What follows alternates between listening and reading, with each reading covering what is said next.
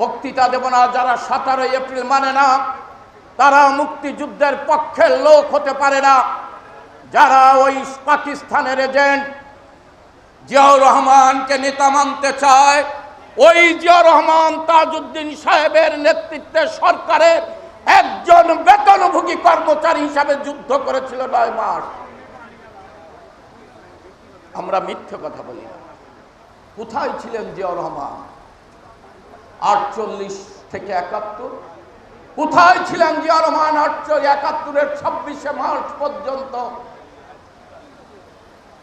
1971 সালের 3রা জানুয়ারি বঙ্গবন্ধু ঐতিহাসিক সরোয়ার্দী উদ্যানে সেদিন সকল সংসদ সদস্যকে নিয়ে শপথ অনুষ্ঠান পাঠ করিয়েছিলেন।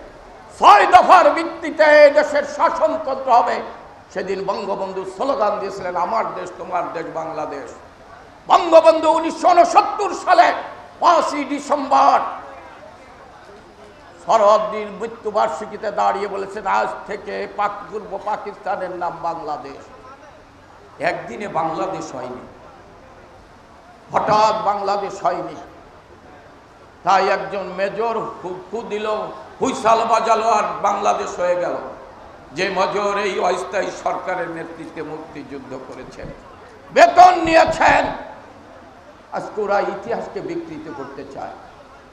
এই রোজার মাঝেও মানুষের কষ্ট হবে বিদায় 1 কোটি পরিবারকে টিসিবের মাধ্যমে খাদ্য দিয়েছে। আমাদের নির্দেশ দিয়েছেন ইফতার পার্টি নয়, অসহায় মানুষের পাশে দাঁড়াও।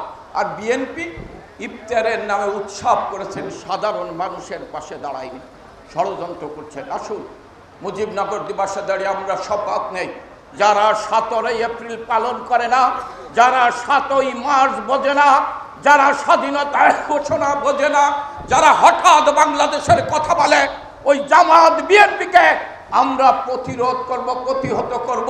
এবং বঙ্গবন্ধুর তনায়েতে, বঙ্গবন্ধুর তনায় যে স্বপ্ন দেখছেন বাবার সোনার বাংলা গড়ার লক্ষ্যে, স্মার্ট জনগোষ্ঠী, স্মার্ট অর্থনীতি, স্মার্ট সমাজ, স্মার্ট সরকার মিলে বাংলাদেশ 2041 সালে হবে উন্নত, সমৃদ্ধ, স্মার্ট বাংলাদেশ। সেই বাংলাদেশ গড়ব।